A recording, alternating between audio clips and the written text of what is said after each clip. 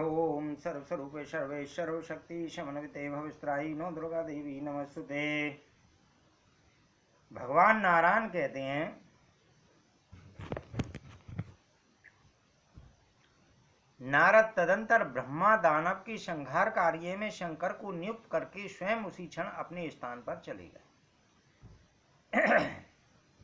देवता भी अपने अपने स्थानों को चले गए। तब चंद्रभागा नदी के तट पर एक मनोहर वट वृक्ष के नीचे जाकर देवताओं का अभ्युदय करने के विचार से महादेवी ने आसन जमा लिया। गंधर्वराज चित्ररथ शंकर का बड़ा प्रेमी था। उन्होंने उसे दूत बनाकर तुरंत हर्षपूर्वक शंखचूड़ के पास भेजा। उनकी आज्ञा पाकर चित्ररथ उसी क्षण शंखचूड़ के नगर की ओर चल दिया। दानवराज की पुरी अमरावती से भी श्रेष्ठ थी। कुबेर का नगर उसके सामने तुच्छ था। उस नगर की लंबाई 10 योजन थी और चौड़ाई 5 योजन।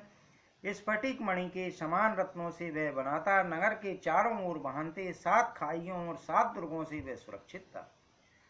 प्रज्वलित अग्नि के समान निरंतर चमकने वाले करोड़ों रत्नों द्वारा उसका निर्माण किया गया था। उसमें सैकड़ों सुंदर सड़कें और मणिमय विचित्र वेदियां थीं। व्यापार कुशल पुरुषों के द्वारा बनवाए हुए इस भवन और ऊंचे ऊंचे महल चारों ओर सुशोभित थे, जिनमें नाना प्रकार की बहुमूल्य वस्तुएं भरी थीं। सिंदूर के समान लाल मणियों द्वारा बने हुए असंख्य विचित्र दिव्य एवं सुंदर आश्रम उस नगर की शोभा बढ़ा रहे थे।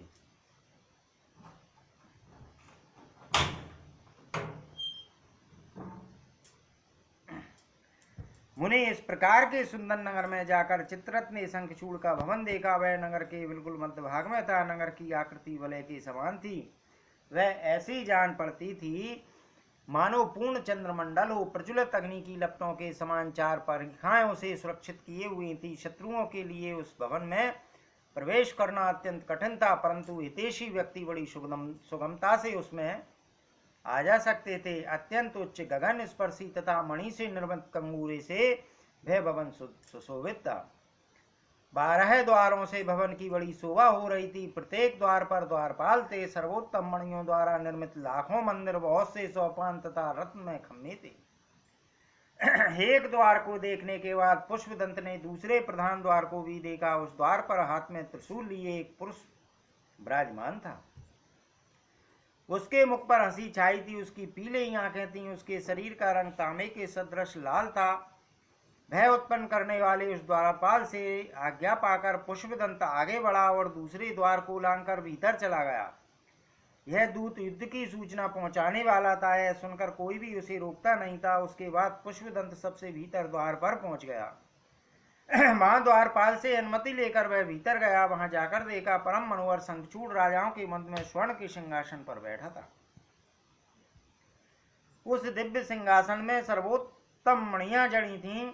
उसके दंडे के रत्न के थे। रत्नों द्वारा बने हुए श्रेष्ठ पुष्पों से उसकी निरंतर शोभा होती थी। ऊपर सोने का सुंदर छत्र तना था। सफेद एवं चमकीले चमर हाथ में लेकर पार्षद शंखचूड़ की सेवा में संलग्न थे। सुंदर वेश एवं रत्नमय भूषणों से आभूषित होने के कारण वह परम रमणीय जान पड़ता था। मुनि, उसके गले में माला थी। शरीर पर चंदन का अनुलेपन था। वर 2 महीन उत्तम वस्त्र पहने हुए था। सुंदर वेश वाला वह दानव उस समय असंख्य प्रसिद्ध दानवों से घिरा था। असंख्य अन्य दानव हाथों में अस्त्र लिए इधर उधर घूम रहे थे। इस प्रकार के शंखचूड़ को देखकर पुष्पदंत आश्चर्य में पड़ गया। तदंतर उसने शंकर के कथानुसार युद्ध विषयक संदेश सुनाना आरंभ किया। पुष्पदंत ने कहा, राजेंद्र प्रभु, मैं शंकर का सेवक हूँ। मेरा नाम पुष्पदंत है। शंकर की कहीं बातें ही मैं आपसे कह रहा हूँ, सुनने की कृपा करें। अब आप देवताओं का राज तथा उनका अधिकार लौटा दें, क्योंकि वे देवेश्वर श्री हरि की शरण में गए थे। उन प्रभु ने अपना त्रिशूल ले देकर आपके विनाश के लिए शंकर को भेजा है। त्रिनेत्रधारी भगवान शिव इस समय पुष्पभद्रा नदी के तट पर बट वृक्ष के नीचे विराजमान हैं। आप या तो देवताओं का राज लौटा दें अथवा युद्ध का निश्चय कर लें। मुझे यह भी बता दें कि मैं भगवान शंकर के पास जाकर उनको क्या उत्तर दूं। नारद दूत के रूप में गए हुए पुष्पदंत की बात सुनकर शंखचूड़ के मुख पर हंसी छा गई। उसने कहा, दूत, मैं कल प्रातः काल चलूंगा, तुम चलो। तब पुष्पदंत वट के नीचे पधारे हुए भगवान शंकर के पास लौट गया और उनसे शंखचूड़ की बात जो स्वयं उसने अपने मुख से कही थी वह सुनाई। इतने में ही योजना अनुसार कार्तिकेय के शंकर के समीप आ पहुंचे। वीरभद्र, नंदीश्वर, महाकाल, सुभद्र, विशालाक्ष, पिंगलाक्ष, बाणासुर, विकंपन, ब्रूप, विकृति, मणिभद्र, वाष्कल, कपलाख, दीर्घदृष्ट, विकट, ताम्रलोचन, कालकंठ, बलिभद्र, कालजिह्न, कुटीचर, बलोन्मत, रणशिलांगी, दुर्जय, दुर्गम, आठों भैरव, 11 रुद्र, आठों वसु, इंद्र, 12 सूर्य, अग्नि, चंद्रमा, विश्वकर्मा, दोनों अश्विनी कुमार, कुबेर, यमराज, जयंत, नलकूबर, वायु, वरुण, बुध, मंगल, धर्म, शनि, ईशान और प्रतापी कामदेव भी वहां आ गए। साथ ही तीखे दाढ़ वाले उग्र दृष्टा, कोटरा, कैठवी तथा स्वयं 8 भुजाओं से सुशोभित भगवती भद्रकाली भी भयंकर रूप धारण करके वहां पधार गई। वे देवी अतिशय श्रेष्ठ रत्न द्वारा निर्मित विमान पर बैठी थीं। उनका विग्रह लाल रंग के वस्त्र से सुशोभित था। उनके गले में लाल पुष्प की माला थी। सभी अंग लाल चंदन से अनुलिप्त थे। नाचना, हंसना, हर्ष के उल्लास में भरकर मीठे स्वरों में गाना, भक्तों को अभय प्रदान करना तथा शत्रुओं को डराना उन अभय स्वरूपनी भगवती भद्रकाली का सहज गुण बन गया था। उनके मुख में लंबी बड़ी विकराल जीभ लपलपा रही थी। शंख, चक्र, गदा, पद्म, ढाल, तलवार, धनुष, बाण, एक योजन विस्तृत वर्तुलाकार गंभीर खप्पर, गगनचुंबी त्रिशूल, एक योजन में फैली हुई शक्ति, मुदंग, मुदगल, मूसल, वज्र, पांस, खेटक, प्रकाशमान फलक, वैष्णमात्र, वारुणास्त्र, आग्नेयास्त्र, नागपाश, नारायणास्त्र, गंधर्व, गरुड़, ब्रह्म, पर्जन्य एवं पशुपति शंकर के अस्त्र, जृंभणास्त्र, पर्वतणास्त्र, महेश्वरास्त्र, वायु का दंड, सम्मोहन अस्त्र, अथर्व वेदोक्त दिव्य अस्त्र तथा दिव्य श्रेष्ठ शतक अस्त्र को धारण करके भगवती भद्रकाली अनंत योगिनियों के साथ वहां आकर विराज गई। उनके साथ में अत्यंत भयंकर असंख्य डाकनियों का यूथ भी सुशोभित था। भूत, प्रेत, पिशाच, कूष्मांड, ब्रह्म राक्षस, वेताल राक्षस, यक्ष और किन्नर भी सहयोग देने के लिए आ पहुंचे। सबको साथ लेकर स्वामी कार्तिकेय ने अपने पिता चंद्रशेखर शिव को प्रणाम किया और सहायता करने के विचार से उनकी आज्ञा लेकर पास बैठ गए। इधर दूत के चले जाने पर प्रतापी शंखचूड़ अंतापुर में गया और उसने अपनी पत्नी तुलसी से युद्ध संबंधी बातें बताई। सुनते ही तुलसी के ओंठ और तालू सूख गए। उसका हृदय संतप्त तो उठा। फिर परम साध्वी तुलसी मधुर वाणी में कहने लगी। तुलसी ने कहा, प्राण बंधो नाथ, आप मेरे प्राणों के अधिष्ठाता देव हैं। आप विराजिए, मैं अपने नेत्रों से कुछ समय तक तो आदर पूर्वक आपके दर्शन कर लूं। मेरे प्राण फड़फड़ा रहे हैं। आज मैंने रात के अंतिम क्षण में एक बुरा स्वप्न देखा है। महाराज शंखचूड़ ज्ञानी पुरुष था। तुलसी की बात सुनकर उसने भोजन किया, जल पिया, फिर अवसर पाकर उसने सत्य हितकर एवं यथार्थ वचन तुलसी से कह दिए। शंखचूड़ बोला, प्रिय, कर्म भोग का सारा निबंध काल के सूत्र में बना है। शुभ, हर्ष, सुख, दुख, भय, शोक और मंगल सभी काल के अधीन है। समय अनुसार वृक्ष उगते हैं, उन पर शाखाएं फैलती हैं, पुष्प लगते हैं और क्रमशः वे फल से लद जाते हैं। फिर काल ही उन फलों को पकाता भी है। बाद में काल के प्रभाव से फूल फलकर वे संपूर्ण वृक्ष नष्ट भी हो जाते हैं। सुंदरी समय पर विश्व उत्पन्न होता है और समय अनुसार उसकी अंतिम घड़ी भी आ जाती है। काल की महिमा स्वीकार करके ब्रह्म सृष्टि करते हैं और विष्णु पालन में तत्पर रहते हैं। रुद्र का संहार कार्य भी काल के संकेत पर ही निर्भर है। सभी क्रमशः कालानुसार व्यापार में नियुक्त होती हैं। ब्रह्मा, विष्णु और शिव आदि प्रधान देवताओं की भी अधिष्ठात्री देवी भगवती प्रकृति है। उन्हीं को सृष्टा, पाता और संहर्ता कहते हैं।